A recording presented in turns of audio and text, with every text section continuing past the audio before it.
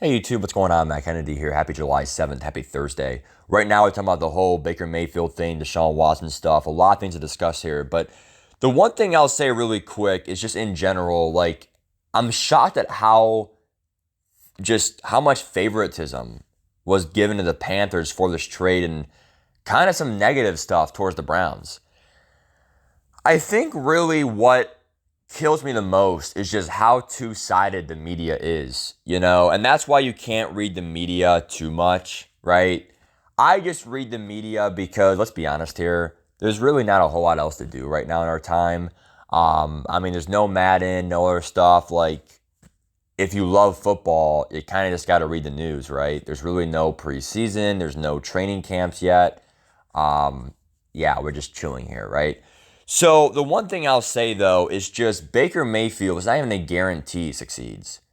I am a huge Baker fan. I actually hope he succeeds, but like I feel like they're acting like, oh, like we're set now. Like we got our quarterback, we're all set and stuff. Like I think at the end of the day, Baker Mayfield, he had two pretty dang good years and he had two pretty dang like average bad years.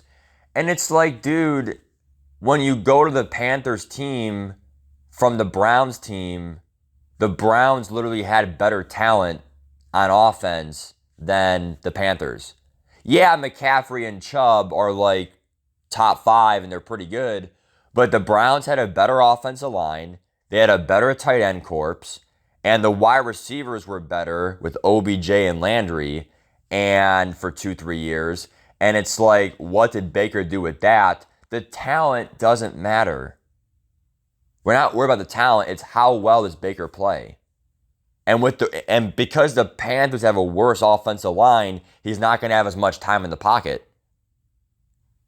And I feel at the end of the day, on paper, Baker Mayfield has actually a bigger challenge. It's a new system of stuff. So if he overcomes that, he earned it. And I think Panthers fans deserve that. But I think a lot of people are just saying, oh, yeah, Panthers fans are going to be set. They won the trade. Yeah, maybe they won the trade right now on paper. But what happens contextually, the Browns could end up winning the trade. You have to realize Baker Mayfield, he didn't really want to be here anymore. The whole Deshaun Watson stuff, other stuff, we had almost no choice.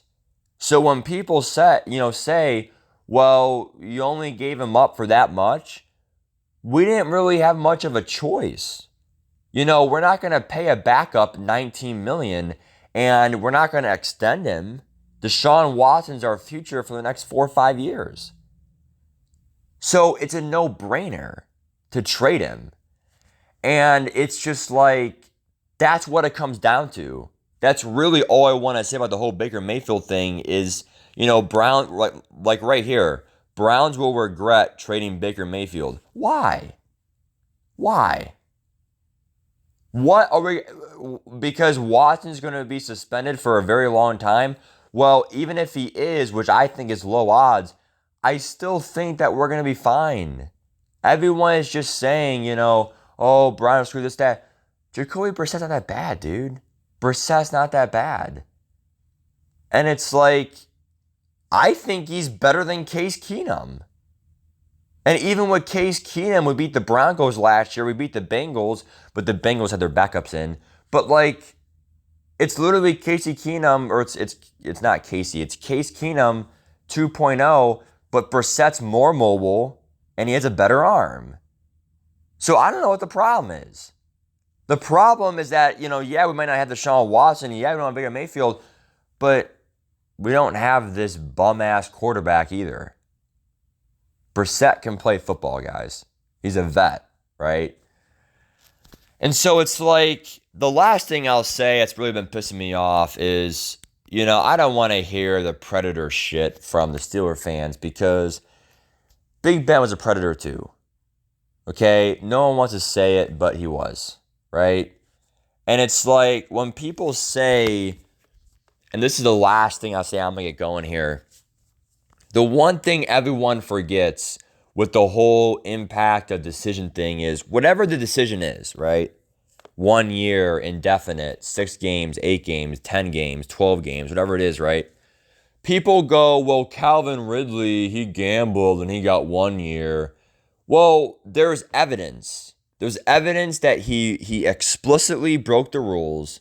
He betted as an NFL player. It is explicitly breaking the rule. In fine print, you cannot gamble when you're in the NFL, you're a referee, you're an owner, you can't gamble, right? But at the end of the day, for Deshaun Watson, there is no evidence. And if you don't believe that, I could pull it up on Twitter somewhere, but I showed I will right now. Okay. Because I just don't want people not believing me.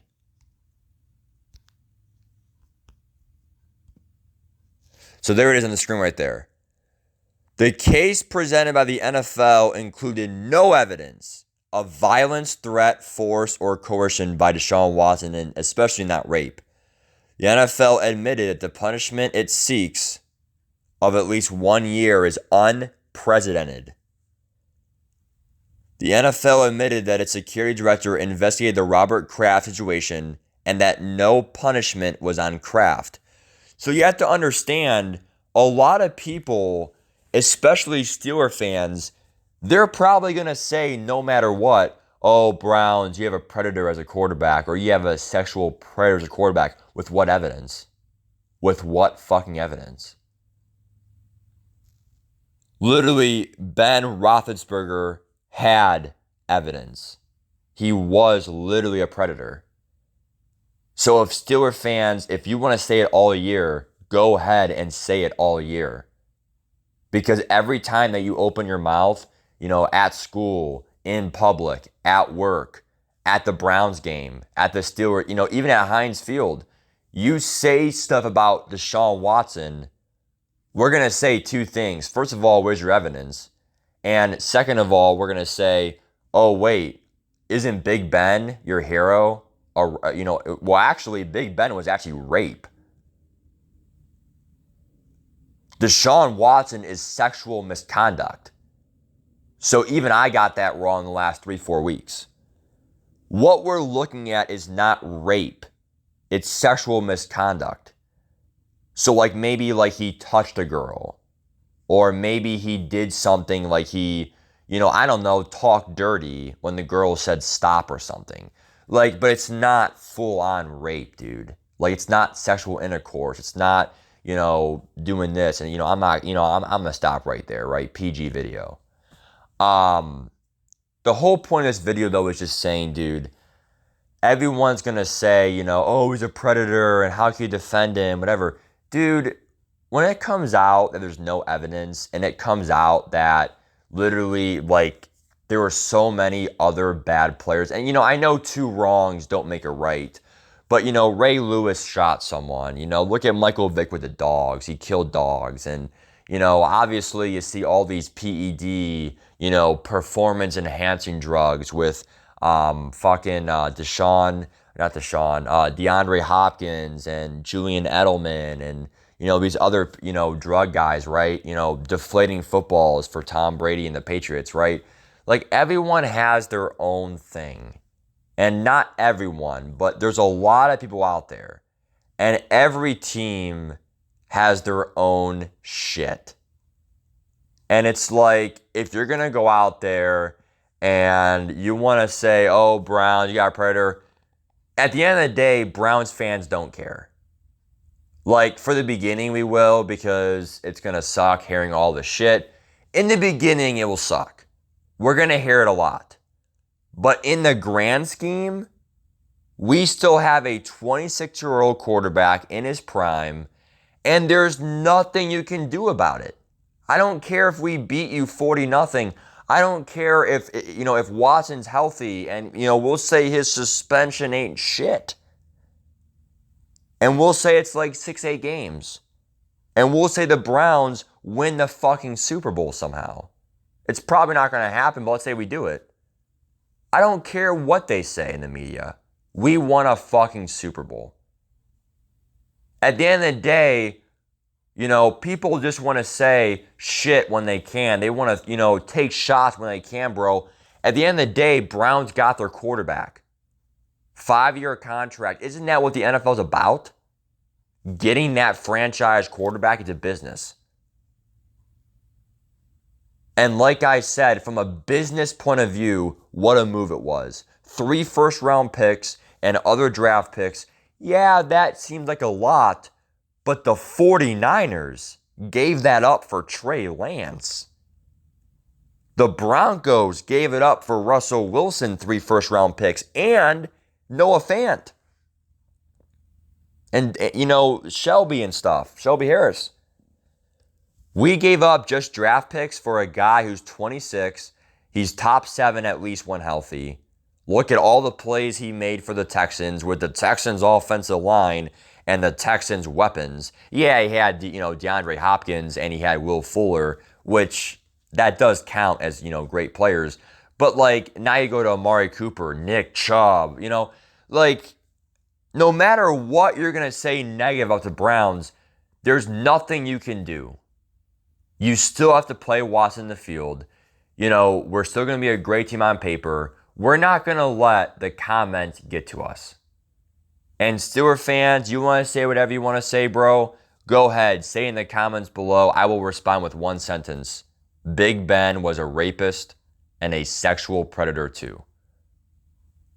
So Steelers fans, say what you want. Say what you want.